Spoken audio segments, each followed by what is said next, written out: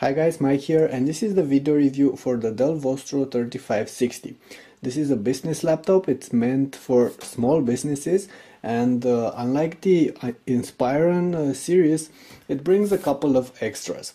And we're going to have a look at this device. It's fairly new, and what we have here is the top configuration for this particular laptop. Of course, this is a 15-inch device. It comes with a 15.6-inch screen, so it's pretty heavy, about 2.7 kilos, which is about 5.8 pounds, something like this. It's not very slim, it's not very light either. It measures about 1.2 inches in thickness, so it's not really that bulky. It's not really slim either. The exterior is covered in aluminum, so there's a brushed aluminum plating over here. You have the Dell logo on it, and there's also a lot of matte plastic. These gray areas, they're made from this smooth rubbery plastic here, and on this front side of the lid cover, and on the back you still have the plastic. It's not really the most beautiful finishing here with this aluminum silver sides and the plastic black middle, but at least you can remove this panel. It's quite easy to remove it, and you're going to get access to the internals. You have the speakers here. There's one on each side, one here, one over here, and the battery over here on the back. It's a 48 watt hour battery, a 6-cell battery. It's gonna push this laptop for about 2 hours. Now let's have a quick look at the sides and what we have here. On this part you have the PSU, you have the VGA output, the cooling grid, HDMI, 2 USB ports, microphone and headphone. And on the front, notice that the front is covered in the same smooth plastic, and it feels nice, and it looks quite solid. You have the status LEDs over here, you have the SD card reader here, and on this other side we have an express slot card over here, the optical unit, which in this case it's a DVD writer. You have another 2 USBs and the LAN adapter. And it's quite nice that on this part all the ports are placed towards the bottom, which means that if you're going to use a mouse, you can place the computer on the desk, and you can have a mouse here in this part on the right, which is actually quite interesting. Opening the lid, you'll also notice that the interior is made from the same gray plastic. It's rubbery, like I said, it feels very good, and it won't catch fingerprints or smudges. There's a vast palm rest over here, and the same finish is used for the screen's bezel. Talking about the screen, we have a 15.6-inch panel here with a matte finish, so it's a non-glare screen, and then a very nice resolution. It's actually full HD, 1920 by 1080, and the colors, as you can see, they're actually quite good. I'm not really sure if this is an extended gamut display like the one we saw on the Asus N56 or not, but definitely the screen is very good, and the viewing angles, they're good as well. It's not an IPS panel, it's a TN panel, so if you're going to lean it on the back, you're going to see the colors fading, but overall it's quite a very good screen. Now let's focus a bit on the keyboard, and you notice that we don't have a numpad, but because of that there's plenty of space to put this big keyboard here, big keys properly spaced, and of course you have a proper size enter over here, proper size arrow keys, a proper size shift as well over here, and overall the keys are quite good. This is not a backlit keyboard, but there is an option for a backlit keyboard as well. You're going to notice that it's very quiet, and there's very little flex when placing it, even here in the middle. Overall the keyboard is accurate, and even the space is one of the best I've seen so far. As for the trackpad, it's wide. You can see that we have plenty of space here for multi-touch gestures, which aren't always working, but overall it's quite accurate and it's smooth, and you have dedicated click buttons, which is something I like. Very easy to press and not at all noisy. You also have a fingerprint reader over here, and on top you have 3 dedicated buttons you can customize, while on this other part there is the power button, and that's pretty much all. Of course, on top of the screen you're going to have the webcam. It's an HD webcam, which will be quite good for your chatting with your friends or your Skype conferences and stuff like this.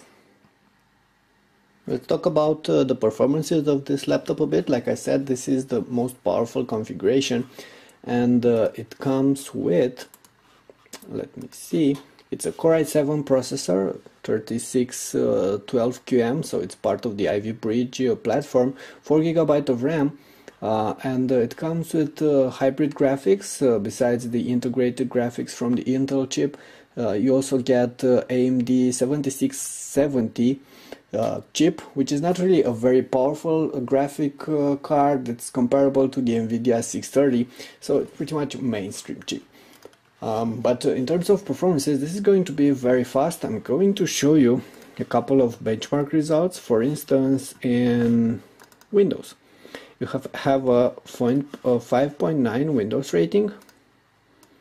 Let me see if you can zoom in here. So 5.9 Windows rating in Windows 7, and what else do we have here? You have P5500 score in 3D Mark Vantage performance, and you also have nearly 3000 points in PC Mark 07. But more details about this will be available in the written review, and the description for the written review is below. There's a link, just click it, go on mikesquarter.com.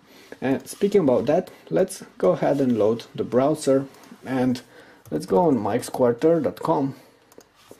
This is the website, and I'm going to show you that you can use the trackpad to two-finger scroll. We're doing it right now.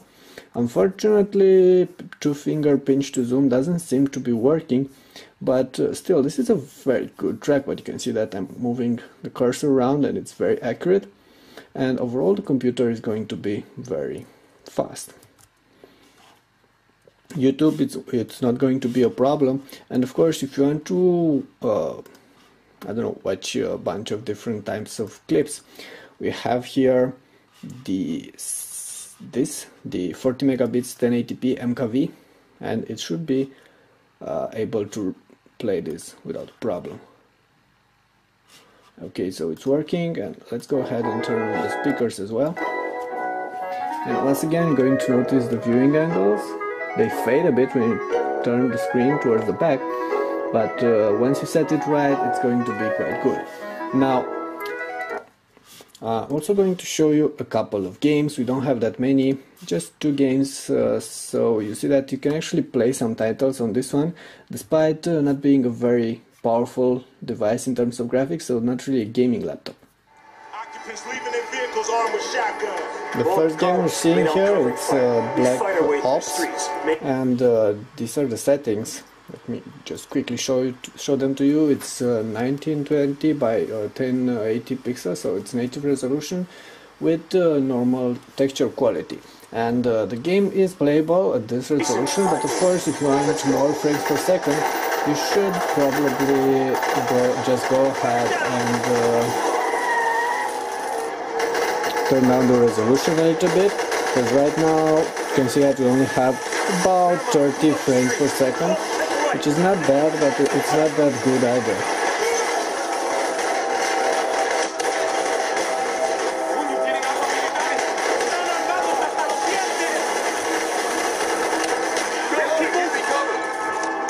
So the game is playable, got about 30 frames per second here, which is actually quite good. Okay, so that was the first game. I'm going to show you another one. You hear that? That's the cooling system, but we're going to talk about it in just a couple of seconds. The second game we're trying here, it's Dirt 3, and we're once again on the Full HD resolution with details set to medium, and the game is once again playable. You can see that we have an average of up to 30 frames per second, which is actually quite good. and we have a very smooth game over here. So bottom point, while this laptop is not really meant for gaming, it will be able to run some of the basic titles, and for the newer one you might still be able to play them as long as you're going to trim down the details and the resolution. You probably noticed that during our games, but you're going to hear it now as well. This computer has quite some noisy fans, and because of that your experience might not be that pleasant.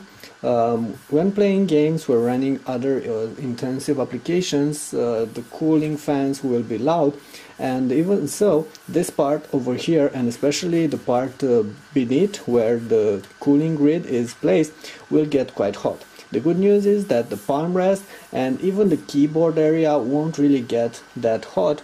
This part will get a bit warm when playing games, but it's not really something you would be bothered of. One more thing I wanted to say here. We should talk about the prices. Now, the Vostro, this series starts at $599. And for that you're only going to get a Core i3 processor with 4 GB of RAM and a 320 GB hard drive.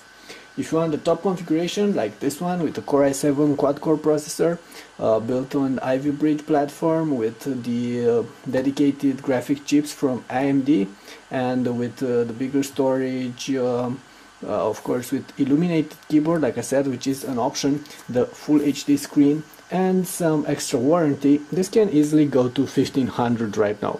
And for this kind of money I wouldn't really buy such a computer. It's expensive, considering that you can get better for less. It's not probably something I would advise towards, but still, it's a good laptop. It has plenty of interesting things about it. The keyboard is very nice, the trackpad is good as well, overall build quality, the screen, and the laptop is quite powerful. The only issues I have with it, the cloud cooling fan, and of course the price tag. Alright, that was it for now. That was the video review for the Dell Vostro 3560, the new business laptop targeted toward small and medium business owners, launched by Dell right now in 2012. For more details you should leave a comment if you have a question or anything like this, and of course go on the site on mikesquarter.com. In the description below there is a link towards the written review. Go there, read the review, and post your comments if you have any on this laptop or on any others. Okay, that is for now. That was the video review for the Dell Vostro 3560. Don't forget to press thumbs up and subscribe to our channel if you like what we're doing here. Thanks.